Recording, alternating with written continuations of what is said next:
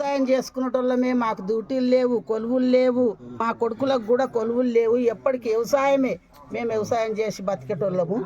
మాకు దంపివారి ఇక్కడ వేయొద్దు, మేము ఆగమవుతాం. మా పచ్చని అడవి ఆగమవుతుంది, మాకు వచ్చే గాలి ఆగమవుతుంది. మాకొద్దు నాయన, మేము దంపివారి ఇక్కడ వేయొద్దు, ఎక్కడ నన్ను వేసుకోర్రు కానీ ఇక్కడ వేయొద్దా అని పాదాలకు వందనం చేస్తున్నాం. ఇన్ని రోజులుగా 31 రోజులు అవుతుంది మీరు కూర్చొని నిరసన చేస్తున్నారు. పాపం చాలా మంది ఏ రోజుకి ఆ రోజు కూలీ చేస్తేనే పొట్ట నిండే వాళ్ళు ఉన్నారు. పనులకు కూడా వెళ్లకుండా ఇక్కడే కూర్చుంటున్నాం. మరి ఏం చెప్పదలుచుకున్నారమ్మా ప్రభుత్వానికి? ఏం చెప్పాలి, ఈ డంపివారు ఆపేయాలి. ఎక్కడున్నారో పెద్దలు, ఎక్కడున్నా కానీ మా వద్ద వచ్చి మా దయ చూసి మా ఆపత్తి చూసి ఈ డంపివారు ఆపేస్తేనే మేము బతుకుతామని వాళ్ళకు దండాలు చేస్తున్నాం. సో మొన్న కలెక్టర్ ఆఫీస్ దగ్గర కూడా పెద్ద ఎత్తున ధర్నా చేశారు.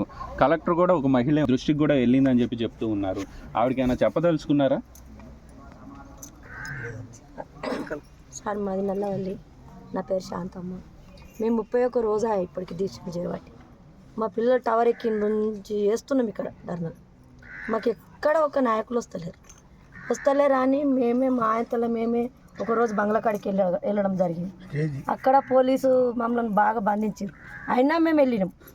మేము ఎక్కడ పోము, డంపియార్ కాడికి పోము, దేవుడు ఉన్నాడు ఇక్కడ, మాకు దేవునికి దండం పెట్టుకొని వస్తామని చెప్పినాము.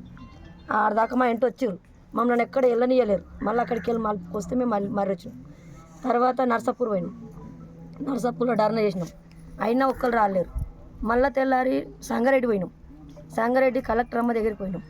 ఆమెను మొత్తం బయటకు రాలేదు. ఇక పోలీస్ బందోబస్తు నిలబడ్డారు. మమ్మల్ని గేట్ తీయనియలేరు, లోపలికి పోలేరు. కనీసం 5 పోయి మాట్లాడతామన్నా కానీ కూడా మాకు అవకాశం ఇవ్వలేదు. ఇయ్యక చేతి కింద ఆయన తోలిచ్చారు. ఆయనకు కాగితం ఇచ్చినాం, కాళ్ళు పట్టుకున్నాం. మా బాధలు కాపాడండి, మాకు డంపియార్ వద్దు, మా పిల్లలను మమ్మల్ని చల్లగా చూసుకోండి, మా అడవిని చల్లగా చూడండి కానీ ఏడుకొని దండం పెట్టి వచ్చినాం. అయినా కానీ కూడా ఇప్పటి వరకు మాకు ఏ నాయకులు మాకు సమాధానం ఇస్తారు.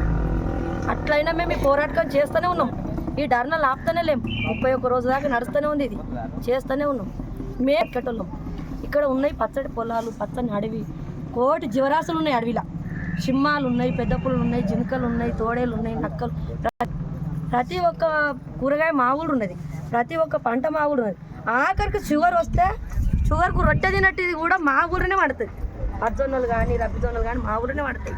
శనగలు వండుతాయి మా దగ్గర, కుసుమలు వండుతాయి, రబ్బులు వండుతాయి, వరి వండుతుంది, కూరగాయ వండుతుంది, సకలం వండుతుంది. వాళ్ళు తాగే